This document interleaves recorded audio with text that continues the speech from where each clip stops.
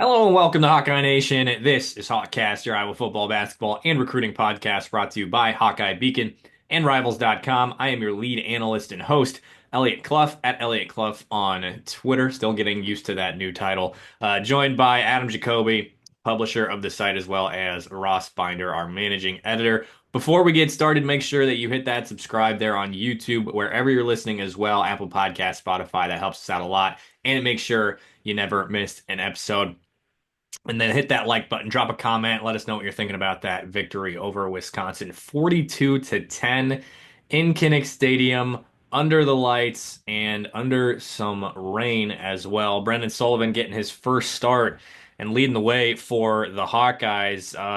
Just pretty much did what he needed to do. Didn't set the world on fire, but I mean, this just continues to be a conversation around Sullivan of what he brings to the table and that mobility and how it changes things for the Iowa offense. Adam, I see you're typing something in our rundown, but I know you wrote about Sullivan and you pretty much think that he's won the job now, right? Yeah, to me, it seems like the question is not when Cade McNamara gets reinstalled at QB1. It's not even if he gets reinstalled at QB1. It's how Kirk could do that or why Kirk would do that. Because as much as the Northwestern game felt like a make or break for Cade McNamara, and it was break in multiple ways, Wisconsin seemed like the test that Brendan Sullivan had to pass. And when you look at the results, the numbers won't set your world on fire or anything like that. We're only talking about 93 yards, 7 for 10 passing. Like, yeah, he only threw the ball 10 times, but he also rushed for 58 yards and a score. And it was obvious that the Wisconsin defense could not account for all of Iowa's weapons as easily when Sullivan was on the field. And even when we talked to Kirk Ferentz and Kaleb Johnson and other players after the game, they said all the same thing essentially is that the dynamic that he adds with that rushing ability, like everyone's been saying would happen all year, the dynamic he adds as the rusher puts that defense on their heels just enough that these rushing lanes start to open up for Kaleb Johnson. They start to open up for other running backs. And, they start to open up for Brendan Sullivan as well. One of the key stats for me in this game, obviously, Kaleb Johnson, great stats, Heisman caliber stats. 30 rushes, 196 yards, and 2 touchdowns, right? That's 6.5 yards pop, 2 scores on 30 rushes. Those are the rushing stats for everybody but Kaleb Johnson in Iowa's win. When you have an offense that has Kaleb Johnson and then other guys who can put up almost a 200 spot on a rush defense like Wisconsin's, that tells me that this offense is clicking. And that tells me that it is very, very difficult to stop Iowa's run because you don't know how, where, or who is going to run the ball. They only threw 10 times and they still dominated Wisconsin. Dominated in a way I haven't seen them dominate Wisconsin in a long, long time. Um, Ross, would you agree with that assessment? Yeah, completely. You mentioned the domination, and just in terms of the score, Iowa hasn't had a margin of victory like that on Wisconsin since 1968. You got to go back a long way to find a scoreboard domination like that. It was a 41-0 win for the Hawkeyes back then.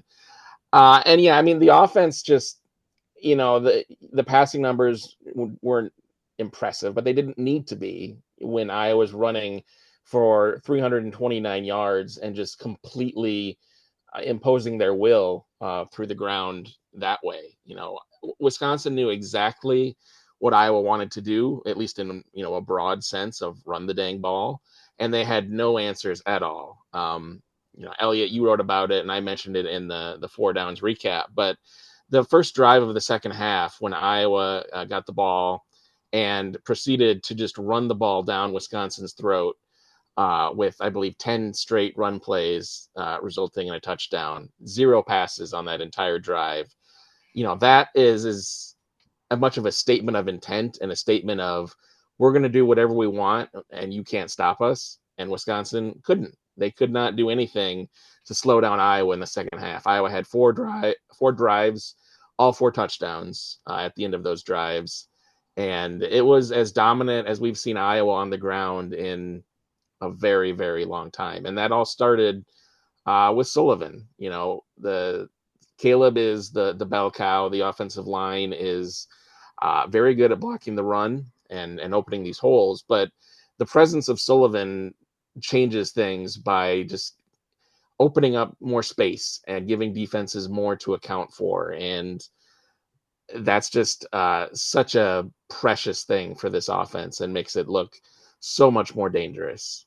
Eliot, what did you see from your perspective? I want to talk about the run game, especially like you guys have.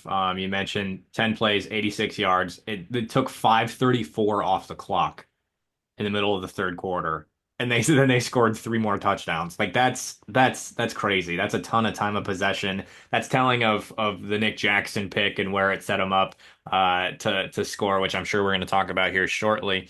But on that drive, like you said, every single play was a run, and 7 carries went for 7 or more yards. Like that's just like you said, or they know what you're gonna do, you know what you're gonna do, and they still can't stop it.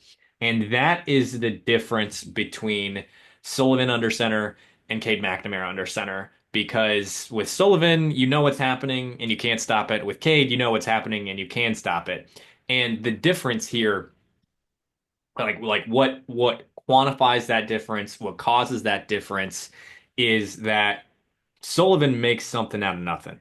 There were multiple plays last night where he looked dead in the water, and what did he do? There was that one run where it looked like he was about to fall down, and then what did he do? He just broke the Wisconsin. I don't know if it was a DB or a lineman or whoever it was, but he broke the guy's ankles and then took the ball for 19 yards. Like that's just not something that Cade could do. Go ahead, Ross. I was going to say, yeah, I mean that was on that drive, the 10 play drive in the third quarter, and the reason I was able to do a drive like that is because of what Sullivan does with his legs, because he had 2 runs on that drive, one for 14 yards, one for 19. And you don't get a drive like that if it's generally, if it's just the running backs pounding away, but if you can get the quarterback, on some RPO action or on some keepers or some scrambles, then the defense now they're kind of chasing ghosts. They don't know what to expect. They don't know what's coming. And yeah, that was Sullivan. You don't get that at all with Cade. And I'm pretty sure those 2 runs were the longest of that drive. I'd have to go back and look, but in charting that last night and going back and yeah, Ross confirms with a thumbs up. Okay. Those were the 2, and you got arguably the best running back in the country, the best in the Power Four, the best in the Big Ten, and the 2 longest rushes come from your quarterback who made something out of nothing. That's pretty telling of Sullivan and what he's able to do. So there was a couple more things that I meant or that I noticed about that drive too. And one was, I mean, you go back to the stat that you mentioned that 7 of those 10 runs went for 7 yards or more. And that is just the polar opposite of what the Iowa offense was doing against Michigan State when the Spartans defense did not have to account for the rushing quarterback. Because, yeah, Kaleb Johnson had that long TD against the Spartans, but other than that, it was 1 yard, 0 yards, 1 yards. It was, he had 1 first down, and it was on the second one against Michigan State, other than that big, long touchdown. And now Iowa's offense, especially that rush offense, is unstuck because the defenses do not have that one key that they can focus on and say, all right, we'll let this other guy beat us. All right.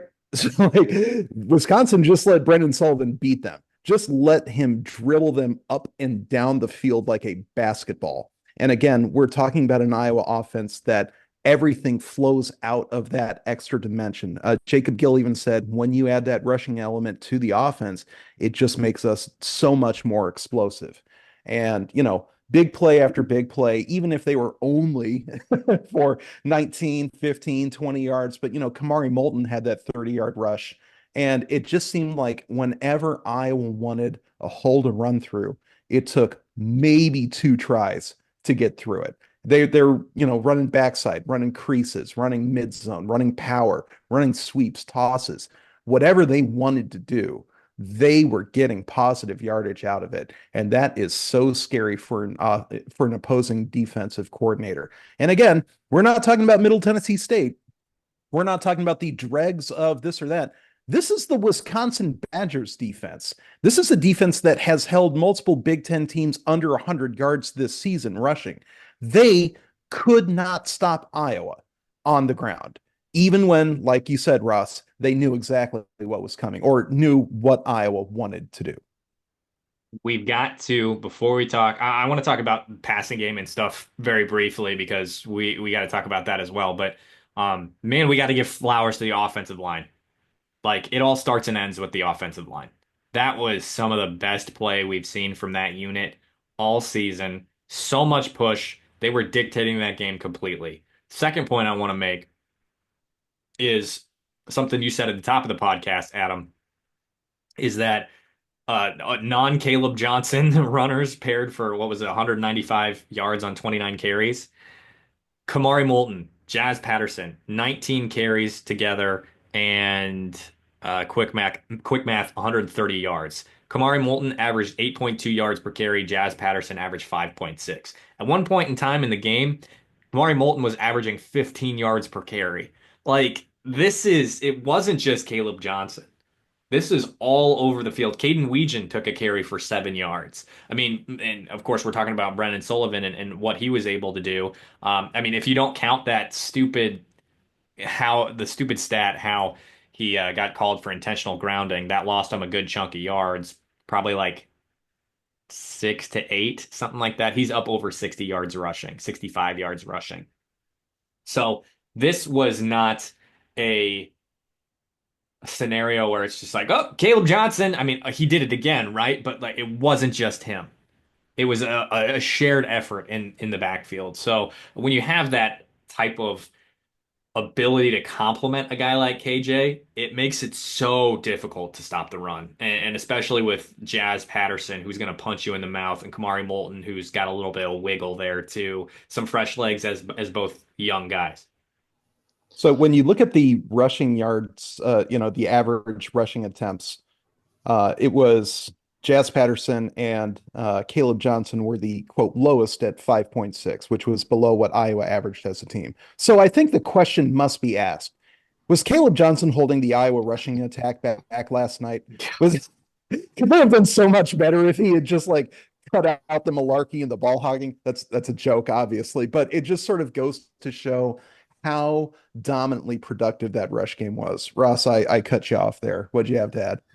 No, you didn't cut me off. Although it does, I was going to mention that the Pro Football Focus ratings had 4 of the top 7 guys for the Iowa offense last night were offensive linemen. So, backing up Yeah. Eliot's point that the offensive line really played it very well last night.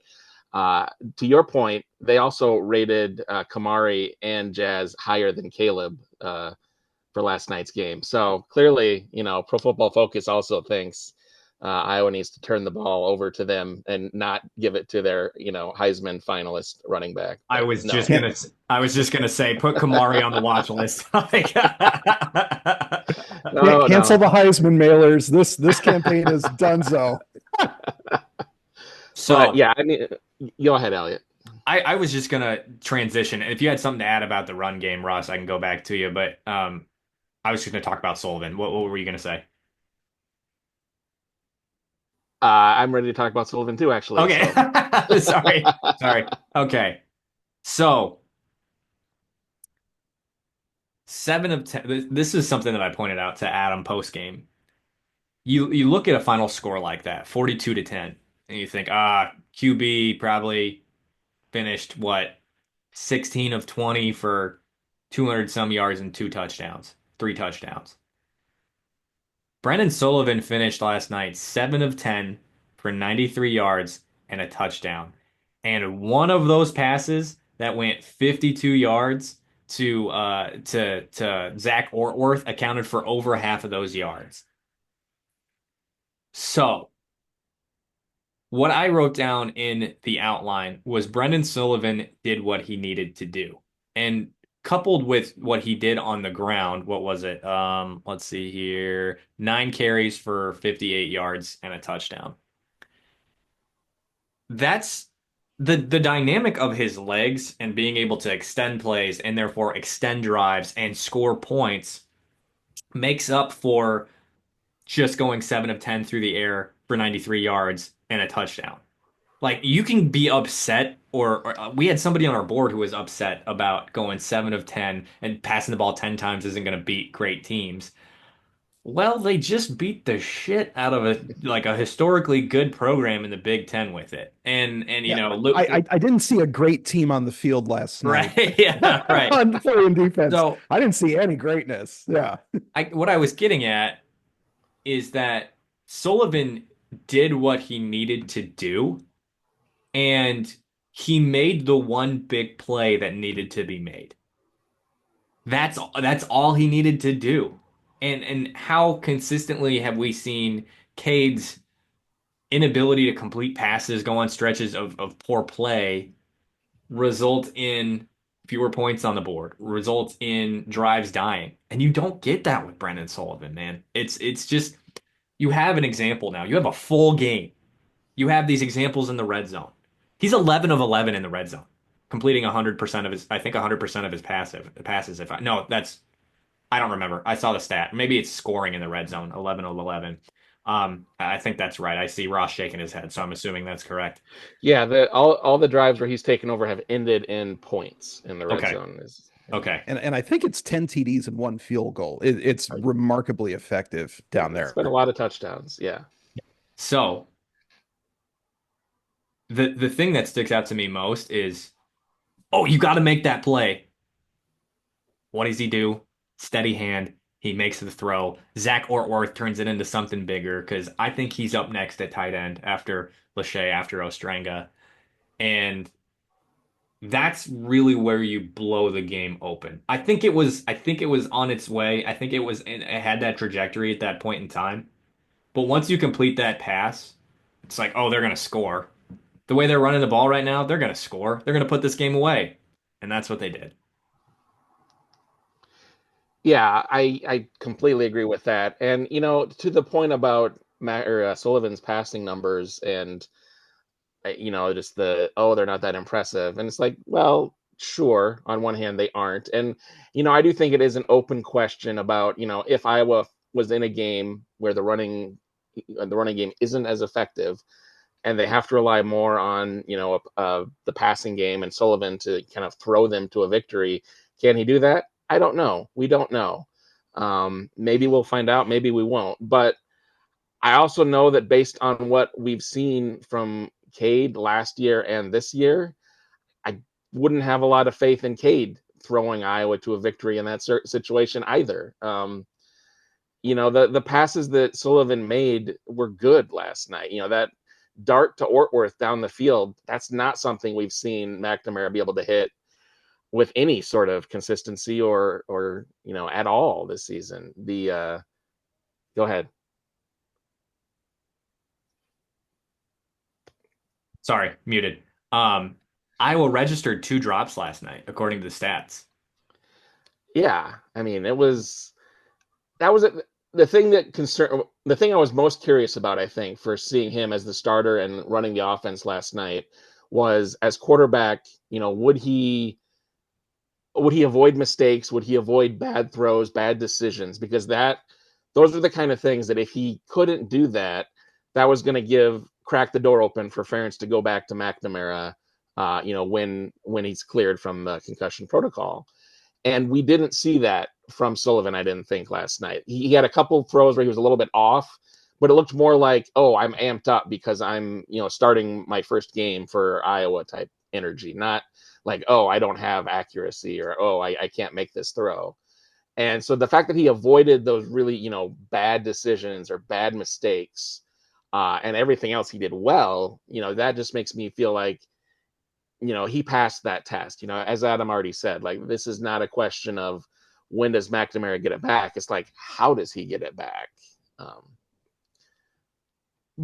The thing that really impressed me the most about Sullivan's performance, especially when you look at what happened on the other side of the ball, no turnovers and nothing that came close to a turnover. The closest that you were going to get was a ball bouncing off of, ricocheting off a guy's hand into the secondary. And, none of those found a Wisconsin player. And again, we're talking about three incompletions over the course of the day.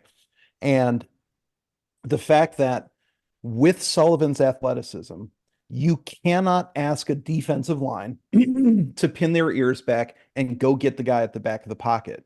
It's the same deal with how Iowa had to attack Aiden Childs when they knew that the opposing QB was more athletic than your defensive ends, than your rushers, right? All of a sudden, it becomes about contain. All of a sudden, it becomes about limiting the damage that they can do with their feet. And when you can't get an open shot on a quarterback, you can't get those strip sacks that, really haunted Cade McNamara for as long as he was in the pocket, as an Iowa Hawkeye, haunted Deacon Hill too. Those sorts of plays are not going to happen with anywhere near the same regularity as they were happening with Brendan Sullivan. So you've got that. You've got the fact that he's not making just awful duck throws. If anything, he's throwing them too hard. Again, more reminiscent of Deacon Hill, but at the very least, he's got a modicum of accuracy attached to it too. So, you don't want him ripping, passes when the receiver's 10 yards away right in front of him or anything like that. But if that's all you have to clean up for a quarterback, like Tim Lester's probably doing cartwheels over that, like that's all I have to. Okay, great. And he can run and he can do RPO and he's picking all this up and he's the first guy in the room and he's the last one to leave. Like Brendan Sullivan really does seem like an OC's dream come true. And the fact that he, for all intents and purposes, sort of fell into Iowa's lap here. Again, like I saw Lester hugging. This sounds like gossip. I saw Lester hugging Sullivan after the game, but no, like Lester did come down after the game during that whole celebration. He found Sullivan. They did that same embrace that they did after Sullivan's game against Northwestern. More pep talk, more just like you can see how thrilled he is with how Brendan Sullivan has played. And again, Ross, like you said, this seems like a situation where you can't really ask anything more out of Sullivan at this point. Even though Kirk did say there's a couple times where he could have slowed down and made better plays when I asked him about it at the post-game conference. But even then, like it almost felt like token resistance to the idea that he was just making sure nobody thought that he thought that Sullivan had played a perfect game. And yeah, nobody plays a perfect game up to and including Iowa quarterbacks. Shocking, I know. But yeah, this was an A+ effort from Sullivan and, in the rain. And Iowa did not have to worry about turning the ball over the way that they have to worry about Caden McNamara turning the ball over. And for how much Kirk Ferentz pounds on ball security, this is the proof of concept. This is how you run a ball security offense with a quarterback like Sullivan. This is what it looks like, and it looks pretty successful to me. What I will say regarding Sullivan's play and it not being perfect, the first thing is I mentioned those two drops.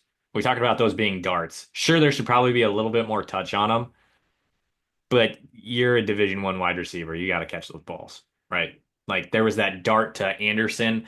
I think it was on the left side of the play and it hit his hands and dropped. Like you gotta catch that ball, man. The only real, I think, criticism that you can take away from this game is there are a couple snaps that were RPOs that looked like Sullivan could have taken it himself and looked like he had some space on the side.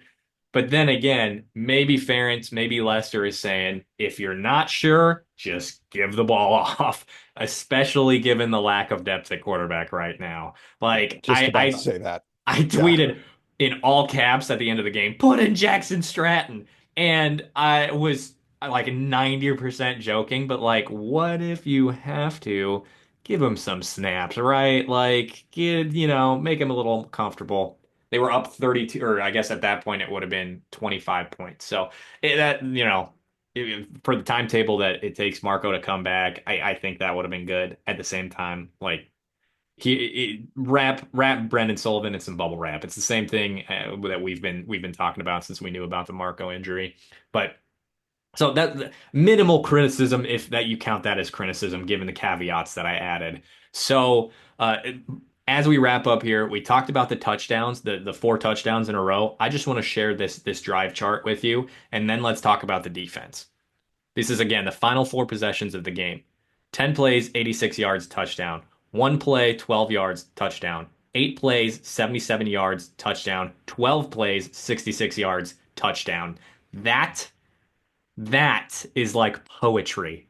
After everything the Iowa offense has been through the last 5 years, whatever it's been, for Tim Lester to come in and be able to orchestrate that with your incumbent starter hurt, not available, with an offensive line that has struggled for years, with a running back that has ascended now from being, I mean, he was hurt last year, right? He didn't have a great, I mean, he had a great freshman season, rather. Didn't have a great sophomore year, and now he's back and playing like one of the best running backs in the country. The wide receiver group is kind of decimated now with RVZ out. Well, decimated is probably a strong word, but a situation you don't have Caleb Brown, who you thought was going to be, and he's still doing this, still in the top 70 of a lot of offensive rankings. That and the tweet I put out last night was. Iowa has scored 38 plus points in 5 games this season, which is the most since 2008. Flowers to Tim Lester. 100%. Yeah, I would just wanted to say one more thing about Sullivan and get Adam's perspective on this too. But it feels like Iowa learns the same lesson about mobile quarterbacks about every 10 years on offense. Like Brad Banks and Drew Tate, 10 years later, CJ Beathard, and now, 10 years after that, Brendan Sullivan. And it's like, the offense, the Iowa offense has worked best under Kirk Ferentz in his 26 years in charge when there's been a quarterback who isn't just a statue in the pocket. And yet Iowa keeps reverting to those types of quarterbacks, but perhaps not in the future. But, here we have yet another example of giving this offense a more mobile quarterback and the result it has, on the stats, on the scoreboard. And it's just an interesting point. You mentioned the statue quarterbacks. Might I remind you that Nathan Chandler ran a 4.6, buddy? Like, I'm old enough to remember, those days of the message boards. Oh my God, 4.6 and he's 6'7". But yeah, it's very obvious, especially with the way that, when you have these obvious contrasts that you can make between immobile and mobile QBs in this with the same offensive coordinator, because we are talking about 3 different eras, I believe, of OC with each of those QBs. So maybe it's just like new OC. Well, let's see how long we can get away with a statue cannon arm. And every single time, it's like the old saying, history doesn't repeat itself, but it often rhymes. And this feels like quite the rhyme. And the fact that Iowa is doing this with essentially a 21st century offense. I think a lot of people were a little bit scared off by the notion of RPOs and this like advanced sort of offense and this and that. We are already seeing it work.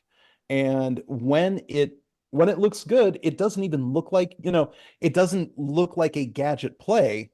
It just looks like a read and like handoff or throw or this or that. And that again is credit to Tim Lester for teaching these guys and breaking it down on such a granular level for the QB, for the offensive line, for the skill position players, so that certain plays are tailored to, like how Brendan Sullivan drops back in the pocket. Like that's the level of granularity and play design that goes into this stuff. And, I don't want to, kick a guy on his way out the door or anything like that, but this was not a dynamic that the offense had under Brian Ferentz. It just isn't. And the fact that Lester was able to resurrect what Iowa has been trying to do on offense, which is, get first downs and score points this quickly. Yeah, absolutely. Give that man his flowers. Do the Brendan Sullivan, put the crown on his head like he did with Kaleb Johnson after one of those TDs. Like they've earned it. Everyone involved has earned their praise for how Iowa's offense has been resurrected this year. Everyone has earned it. So let's talk about something that doesn't need to be resurrected, and that's the Iowa defense. Well, maybe it does after a couple of weeks ago. Too soon? No, whatever. Just 10 points to Wisconsin, backup quarterback. I don't really, I struggle to think of a point where the Wisconsin offense looked good. I mean, there was that because it wasn't the first drive. They got gifted those defensive false what was that what it was called? Defensive false start or something like that? Or delay of game on the Delay a defense. game, I think it was. What the fuck? I've never heard that before in my life, let alone back-to-back penalties. Well, That was and then the very dodgy personal foul on Castro too. Like, unless he said a hard slur. There's no way that what Castro did, which was just to like knock somebody's hand away from a pile because there was a little bit of extracurricular going on. Like, unless it was that, it was a phantom call at best. And that's the only reason that Wisconsin had that scoring drive. Genuinely the only reason. yeah, that was 15 yards right there. So Uh-huh. I heard Ross, you were watching on TV. Did the official like the official person that's on the broadcasts that has experience doing officiating, they said that was kind of a BS call, didn't they? I saw people tweeting about it. yeah, it was even he wasn't defending it very strongly. He said Okay. it was pretty weak. He had a unique take on the Nick Jackson interception. He was trying to argue that it should have been a stop dead play because Jackson kicked the ball up, which is illegal. But it's like that's ridiculous. Like what are you I don't know what you're talking about. Like if you look at that play, like the idea that Jackson intentionally kicked the ball up, come on. What are we doing here? Yeah, But that's a little silly. And you would take away the incredible moment of the ball hitting Brian Allen in the face. yeah. Exactly. So That come was on here. cool. What are we doing? Prime physical comedy right there. And like all the best physical comedy, completely unintentional. And, Well, and, and and the shock of the ball coming back to Nick Jackson and like catching it and like what? yeah, yeah, yeah. Imagine what a boring person you would have to be like, that should not count. That should, yes, it should. Yes, you kick it off your teammate's face mask so you can pick it off and almost take it to the house. But like, no, that should count double. Yeah, Yeah. like, have a Give little bit him of fun. Give him 12. But it was like it reminds me, I don't know this is exactly related, but semi-pro when they throw the alley-oop and the pastor slash official blows the whistle, he goes, "Foul! No two fouls." So, okay, let's talk about the defense as a whole.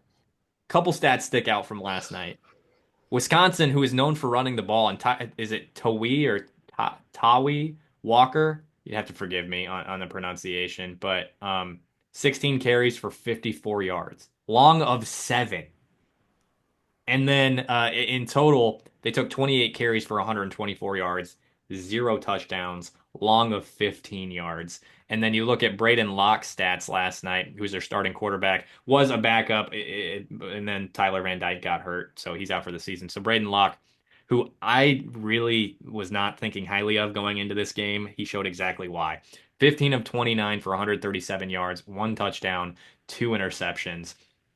I tweeted after that first pick to Deshaun Lee. It was like, he's gonna give the ball up.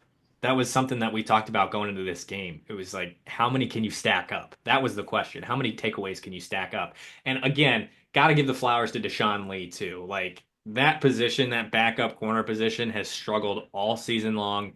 He came in, he gets this interception. He had some nice tackles too. He does allow quite a bit of cushion at that corner spot, but sometimes that's just the way things go. He's not going to break on the ball like a Cooper DeJean did because nobody's Cooper DeJean except for Cooper DeJean. He So, had the great breakup in the end zone on the yeah, yeah, opening drive too. that's a touchdown if he doesn't Yeah. make that play. He played really well last night. I think he solidified his spot as CB2. So the defense and to boot, I was looking at the defensive stats. That type of dominant of a that dominant of a game, you'd think the stats would rack up. Of course, you got the 2 picks. You got a few pass breakups, one, two, three, four, five between Jamari Harris, Jay Higgins, Deontay Craig, Cohen Entringer, and Deshaun Lee, but just one sack by Y.A. Black. It was a revenge sack after those calls that we mentioned. One sack and four tackles for loss. Y.A. Black, Max Llewellyn, Kyler Fisher, and Jeremiah Pittman. That's it. And the defense was still dominant from start to finish. Yeah, I mean, I Yeah, think if you wanted to, criticize anything on the defense, probably the pass rush would be where you would start because it wasn't Yeah. outstanding, but obviously they didn't have any issues. They still were keeping Wisconsin under lock and key, especially in the first three quarters. A lot of those yardage that a lot of their yards came late in the game, and the game was effectively over. But when it was still a contest in the second quarter and part of the third quarter, they were not moving the ball with any sort of effectiveness without the officials helping them, like on that first drive. And yeah, it was just great work. Adam, you were going to add something there, it looked like.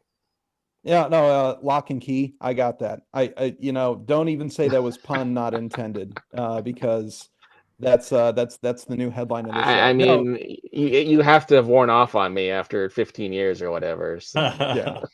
But to actually to your actual point there, yeah, Deshaun Lee's cushion was, higher at times, but you look at the end result and you look at Wisconsin's inability to move the ball with any sort of regularity. Ultimately they were what was it here? 3 for 11? No, 2 for 11 on third downs, right? And they had a fourth down conversion and it was a nice conversion, but by and large, they could not stack drives together. And I mean, yeah. So you are happy giving up, an 8 yard cushion when you know that it's Braden Locke back there. When you know that, as you said, he's going to turn the ball over, and he did turn the ball over. And this is exactly the same Braden Locke that they saw last year in Camp Randall. His stats that year were 15 for 30, 122 yards and a pick. And, Wisconsin scored 6 points in that game, too. So you look at the two games that Iowa's played against Braden Locke, his QB rating is 83.2. That would be comfortably the worst in the Big Ten. And this is not a good Big Ten QB year at all. Like that's worse than what Michigan's doing. That's worse than what Northwestern's doing. It's worse than what Deacon Hill did last year. Like, Braden Locke is not a threat to this Iowa defense. And I don't think that's going to change next year. And the fact that Iowa knew exactly pretty much exactly what they were going to get out of him, and how to bait him into some difficult throws. And he's lucky was only 2 interceptions, by the way. We can mention that too. That felt like the defense really reasserting itself, and really understanding how to make mediocre QBs even worse. And so that, coupled with the fact that, yeah, their rush offense really couldn't do much. Darian Dupree, the true freshman, we heard from the Badger Blitz guys that they were high on him. But as you said, Ross, most of those yards were in garbage time or in situations where it was an obvious pass. And so not all rush yards are created equal. And ultimately, we are still talking about, 55 yards for him. So, yeah, it was a complete team performance on defense, and a nice little reminder that, yeah, Phil Parker knows what he's doing as a defensive coordinator.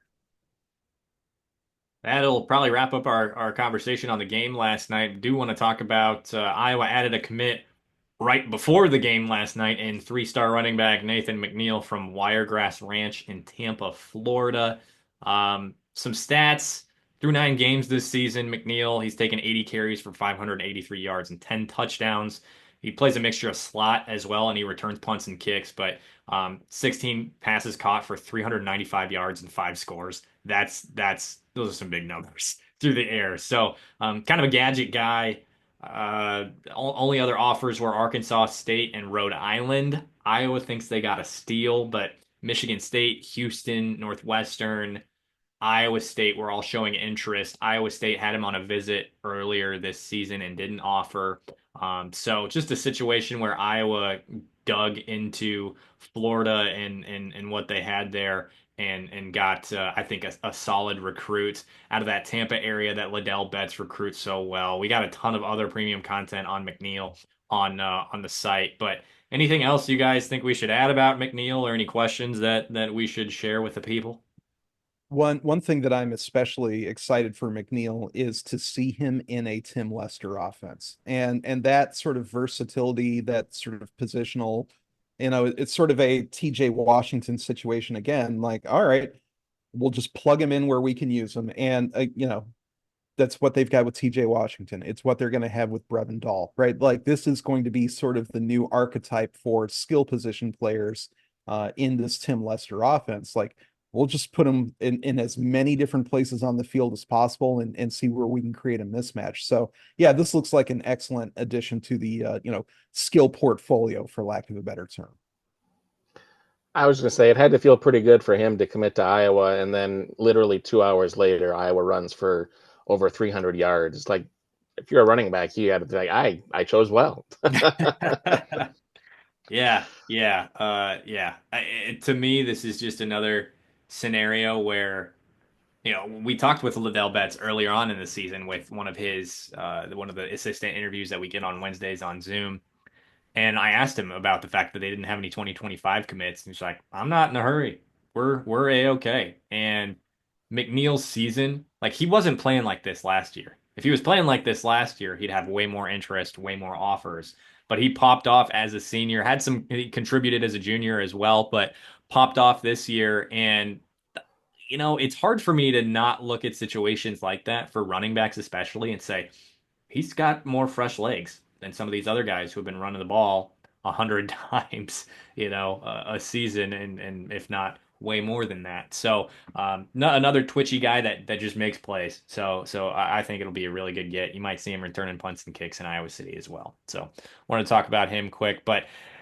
Going forward, that game against Wisconsin, you have any thoughts, any questions for us? Drop them in those comments. Let us know what you're thinking about the victory. Brendan Sullivan, has he locked up his position as QB1?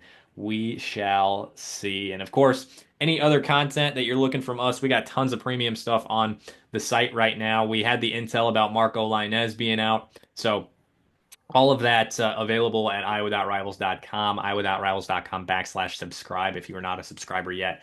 We'd love to have you. We've had some recent folks joining the premium page and telling us how much they're enjoying what we've got. So that's been nice to hear, and we'd love to have you there and join us. Now, don't forget to subscribe as well on YouTube, Apple Podcasts, Spotify, wherever you're listening, so you don't miss an episode. Leave that rate and review on Apple Podcasts and Spotify as well. It does really help us out a lot. We know a ton of you listen on Apple Podcasts. It's not that hard. Scroll down to the bottom, hit 5 stars, leave that review. If anything, just leave the 5 stars. Like I said, it helps us out a lot. So once again, folks, I am Eliot Clough at Eliot Clough on Twitter, joined by Adam Jacoby and Ross Binder. For now, we will see you next time.